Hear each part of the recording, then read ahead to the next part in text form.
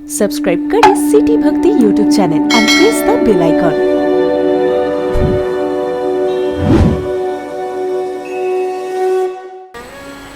सब उपस्थित भगवत प्रेमियों, श्रद्धामयी माताओं, आप सभी का बहुत बहुत स्वागत है श्री राम कथा में।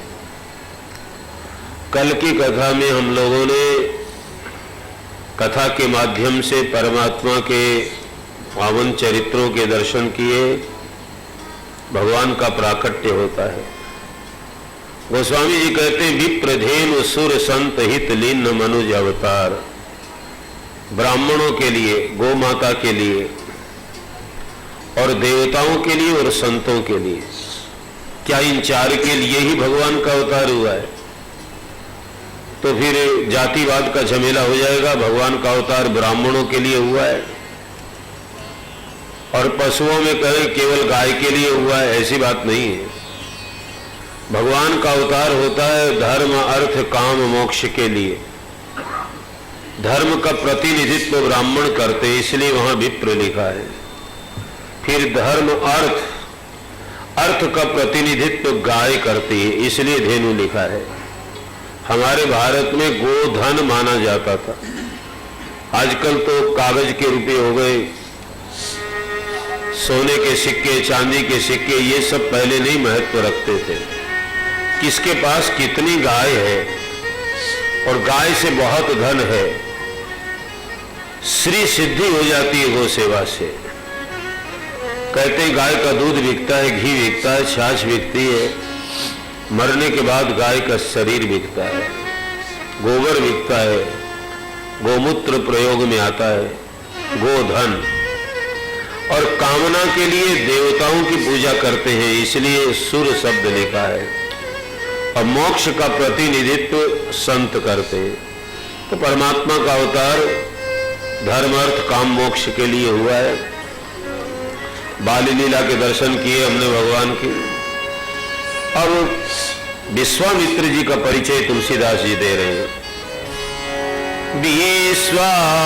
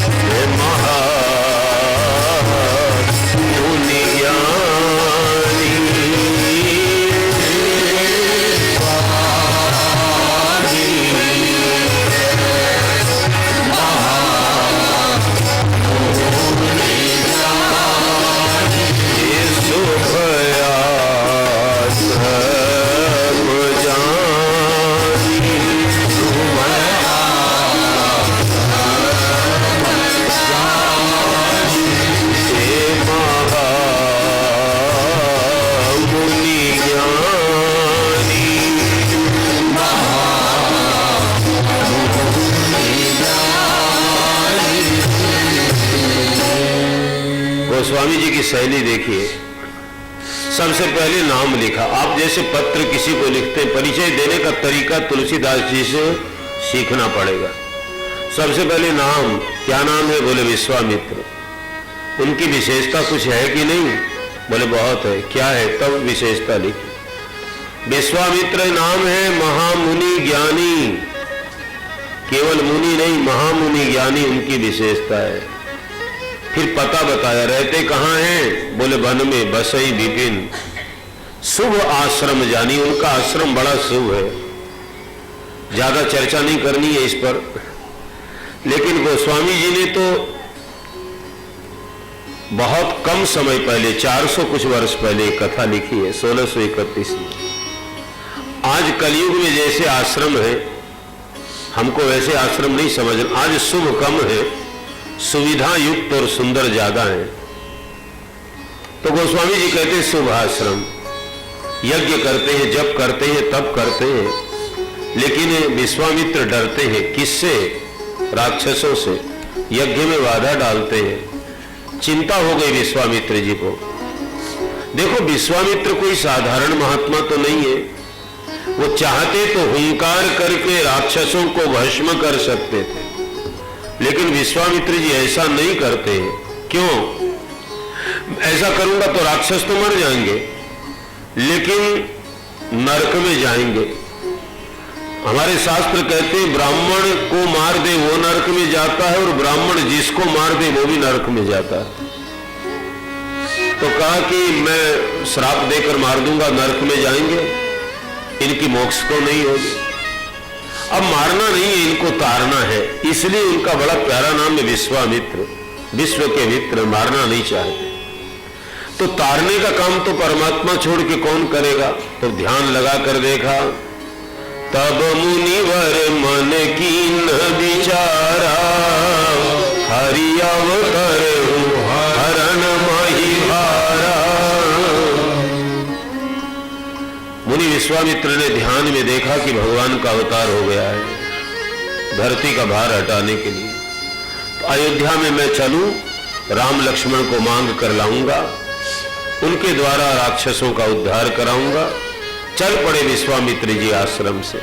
रास्ते में मंगल मनोरथ कर रहे, इस बहाने जाऊंगा आंसू बहाने के लिए, इस बहाने जाऊंगा आंसू बहाने के लिए।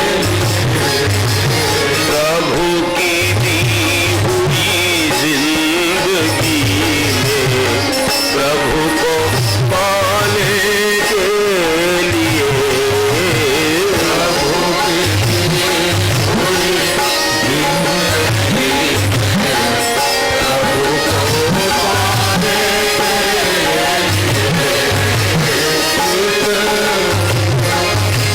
राम लक्ष्मण प्राप्त कर जग को कहूंगा गर्भ से, राम लक्ष्मण प्राप्त कर जग को कहूंगा गर्भ से। आज जमाने जोर मेरा आज माने के लिए, आज माने जोर मेरा आज माने इस। चलो, बहाना तो मिल गया। यह राक्षस मुझे नहीं सताते तो मैं भगवान की शरण में नहीं जाता। एक बहाना तो हो गया। सच्ची बात है, हमारे एक सज्जन बड़े कष्ट में थे, बाद में भगवान ने दुख दूर किया, तो मेरे से कह रहे थे कि अच्छा हुआ भगवान ने दुख दिया। तो दुख दिया तो कम से कम भगवान की ओर जाने की आदत तो पड़ गई। यदि केवल सुख देते तो हम भगवान से वंचित रह जाते। भगवान ने पहले दुख दिया ना, तो बड़ा अच्छा किया। एक कवि ने ठीक लिखा है, दुखों की अगर चोट, दुखों से अगर चोट खाई न होती, तो मुझको तेरी याद आई न होती। दुखों की अगर चोट खाई न होती, तो मुझको तेरी याद आई न होती। दुखों से अगर विश्वामित्र जी बोले चलो बहाना तो मिल गया, और मैं राम लक्ष्मण को प्राप्त करके संसार को गर्व से कहूंगा, ए जमाने मेरा जोर आजमा के देख, अब मैं पहले वाला विश्वामित्र नहीं हूं, मेरे साथ राम और लक्ष्मण है। ऐसे मंगल मनोरथ करते करते आ गए अयोध्या। सरयू जी में स्नान किया है, और महाराज श्री दशरथ जी को पता लगा है कि विश्वामित्र जी आए हैं। मुनि आगमन सुना जब राजा, मिलन गयहु लय दीप समाजा। देखिए गोस्वामी जी के लिखने की शैली। अपने आश्रम में थे बाबा जी, तब उनका परिचय देते महामुनि ज्ञानी, और अयोध्या आ गए तो मुनि, महाशब्द हट गया है ना। ये आप उनका कुछ नहीं हटा है, न उनका कुछ घटा है, न हटा है न घटा है, लेकिन इस प्रसंग से हमारे जीवन का काम पटा है, हमको सीखने का बहुत कुछ मिला है। तो ब्राह्मणों को साथ लेकर के वेद मंत्रों के द्वारा महाराज का स्वागत किया है। पहले के जमाने में राजा महाराजा कोई साधु ब्राह्मण आता था तो उनके स्वागत के लिए स्वयं आते थे, फिर ले आए उनको अपने सिंहासन पर बैठाया है। चरण पखारे कीन अति पूजा, मौसम आज धन्य नहीं दूजा। चरण धोए हैं महाराज की, बड़ी पूजा की है, हाथ जोड़कर बोले मेरे जैसा भाग्यशाली संसार में कोई नहीं है। आज मुझे पता चला है कि हमारे पूर्वजों ने बहुत पुण्य किया है, इसलिए आप बिना बुलाए आए महाराज। कोई साधु ब्राह्मण बुलाने से आए तो बड़े भाग्य हैं, लेकिन बिना बुलाए आ जाए तो हमारे पूर्वजों के पुण्य हमारे लिए फल देने के लिए उद्यत हुए, ऐसा मानना चाहिए। बहुत प्रकार से भोजन करवाया है विश्वामित्र जी को, महाराज को बड़ा आनंद हुआ है। फिर राजा हाथ जोड़कर कहते हैं कि ही कारण आगमन तुम्हारा। अब बिना किसी मतलब के, बिना किसी कारण के आने वाले महात्मा नहीं हो, किस कारण से आए हो महाराज बताओ। तब विश्वामित्र जी बोले असुर समूह सतावहि होई, मैं जहां चलने आया हूं नृप कोई, ये अनुज समेत देव रघुनाथा, निशिचर बध में होम सनाथा। हे राजा, राक्षसों का समूह मेरे को बहुत सताता है, मैं कुछ याचना करने आपसे मांगने के लिए आया हूं। दशरथ जी ने कहा सेना दे दूं, हथियार दे दूं, आप कहो तो मैं हाथ में धनुष बाण लेकर चलूं। विश्वामित्र जी बोले वो सब नहीं चाहिए, मुझे लक्ष्मण के साथ राम दे दे, अनुज समेत देव रघुनाथ। जब राम की मांग की तो दशरथ जी दुखी हो गए और कहने लगे जो भी मांगो दे दूं सर्वस, यह सूरत सांवरिया ना मांगो, दे दूं सर्वस, यह सूरत सांवरिया ना मांगो। जो भी ये राजपाट सब ठाठ बाट, अर्पण है तुम्हारे चरणों में।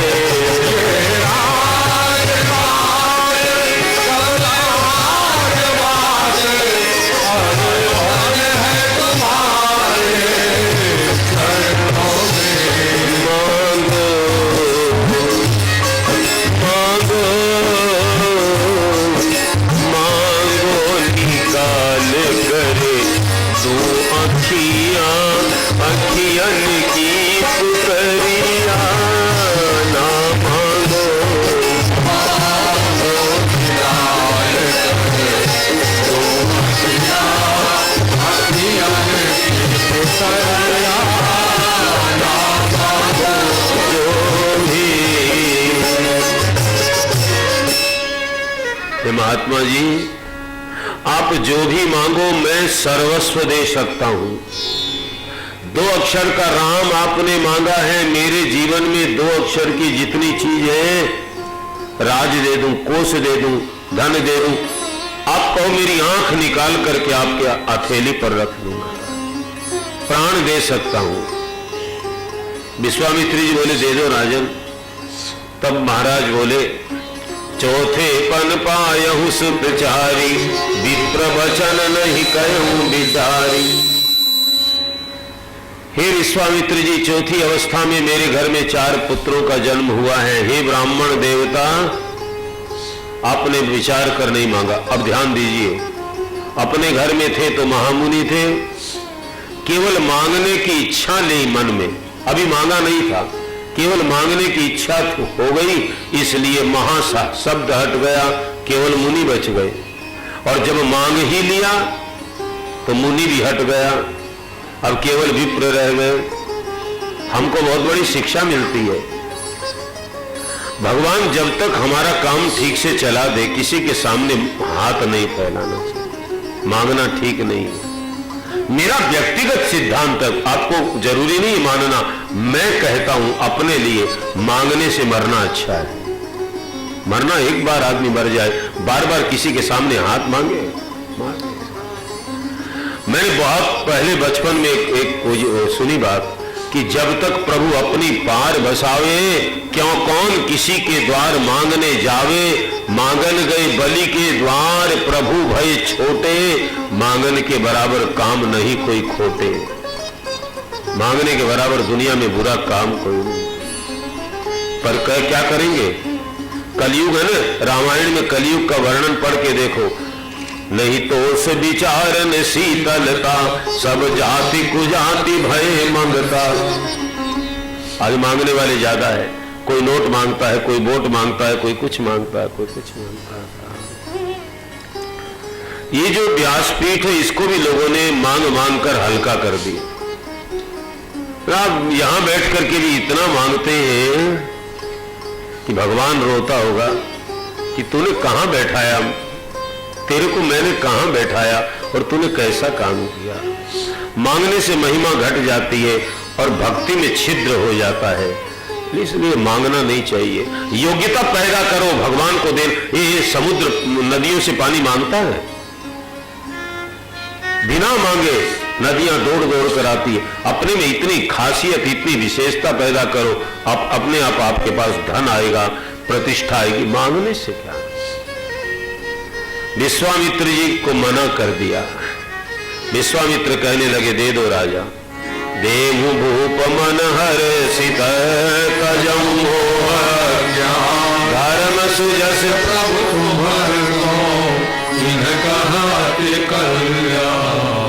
मैं आपको एक बात कहूं कि ऐसा विश्वामित्र जी के लिए मानना नहीं है। ये तो हम लोगों की शिक्षा के लिए मैंने ये अर्थ आपके सामने आज कर दिया, नहीं अभी हैदराबाद में दूसरा अर्थ किया था। कोई जरूरी नहीं कि एक प्रसंग का एक ही अर्थ हो। अब दूसरा सुन लीजिए। बोले राजा, मैं तेरे से भीख मांगने नहीं आया हूं, यज्ञ के द्वारा तेरे को 4 पुत्र की प्राप्ति हुई है। मैं यज्ञ की रक्षा के लिए 2 पुत्र मांगने आया हूं, देना पड़ेगा। तुम कैसे नहीं दे सकते? पुत्र तुम्हारे नहीं है, पुत्र यज्ञ नारायण के हैं और यज्ञ की रक्षा के लिए तुमको देना पड़ेगा। अब क्या करते साहब? गुरु जी से पूछा महाराज क्या करें? तो तब वशिष्ठ बहुविधि समझावा। गुरु जी बोले दे दो राजा, दे दो।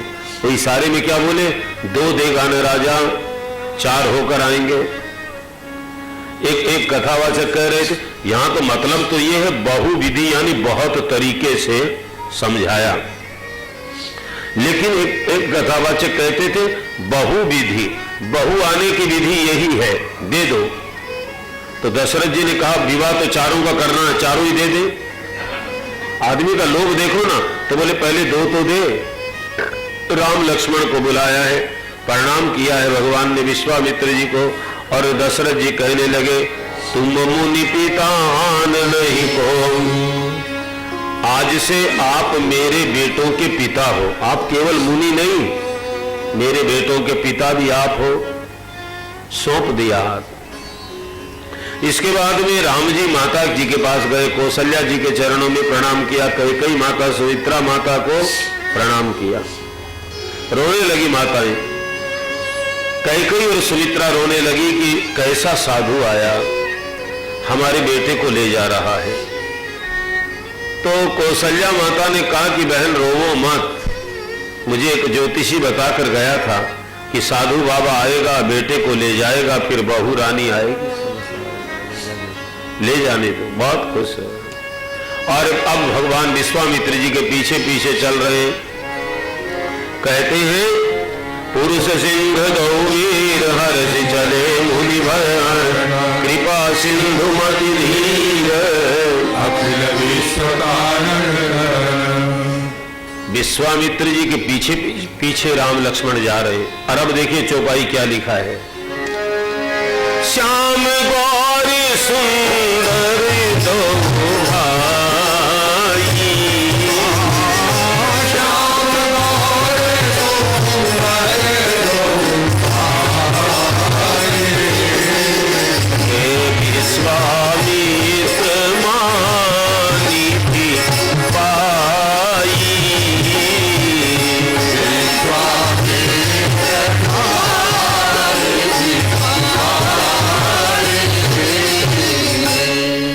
महानिधि, संसार में सबसे बड़ी निधि, सबसे बड़ा खजाना परमात्मा है। विश्वामित्र को निधि मिल गई। कब मिली निधि? बोले वो महानता को छोड़ करके गए, महामुनि को अपने घर में ही छोड़ दिया, महानता को छोड़ दिया। इसका ये अर्थ भी लगा सकते हो कि परमात्मा रूपी निधि आपको मिलेगी, आप अपनी विशेषता को छोड़ दो। साहब हम अपनी विशेषता कहां छोड़ पाते? मैं रामगढ़ की बात है, बहुत पुरानी बात हो गई कि पहले कोई हेडमास्टर थे, लेकिन बड़े सरल थे, वो सबके साथ में हंसी मजाक चाय पिए बात करे। तो कई कहते सर आप तो हेडमास्टर है, तो मारवाड़ी भाषा में बोले सिर पर लादो राखो के हेडमास्टर ना, 24 घंटा हेडमास्टर ही रहूं क्यों मैं इंसान को नहीं के। अरे साहब कोई पद मिल जाए ना, हम कथावाचक, तो अभी दिन भर कथावाचक ही थोड़ी रहे, जितनी देर 4 घंटा यहाँ बैठते उतनी देर निधि से दूर हट जाते हैं, काम पड़ता नहीं साहब। विश्वामित्र को महा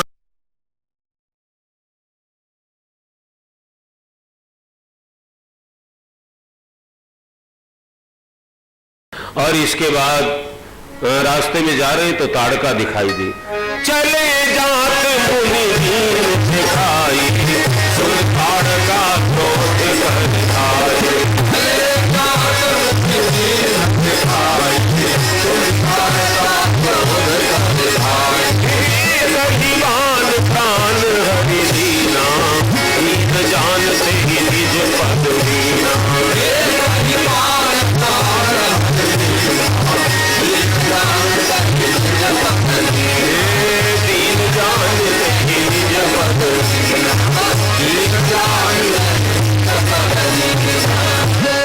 विश्वामित्र जी ने दिखाई कि ये ताड़का है, और ताड़का क्रोध में आ गई और राम जी ने एक बाण मारा है, ताड़का गिर पड़ी जमीन, दीन हो गई। राम जी ने ताड़का से युद्ध नहीं किया, गुरु की आज्ञा का पालन किया, एक बाण मारा, ताड़का जमीन पर गिर गई और दीन हो गई। तो राम जी ने उसको निज पद प्रदान किया, सदगति प्रदान कर दी। राक्षसी थी, नरक में जाना पड़ता, लेकिन भगवान के हाथों से मारी गई तो सदगति प्रदान कर दी भगवान ने। और तुलसीदास जी कहते हैं कि ऐसा संसार में कौन उदार है, ऐसो को उदारे जग माही, ऐसो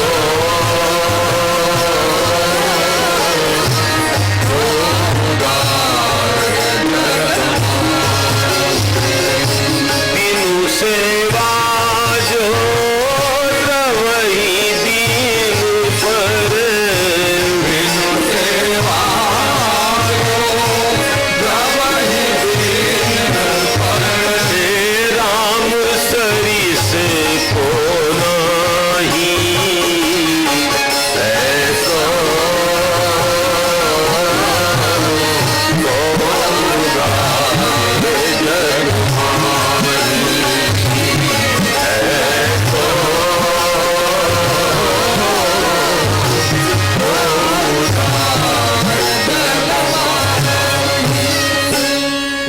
तुलसीदास जी विनय पत्रिका में लिखते हैं कि ऐसा उदार संसार में कोई नहीं है। बिना सेवा के राम जी रीझ जाते कब दीन पर। दीनता आ जाए हमारे भीतर।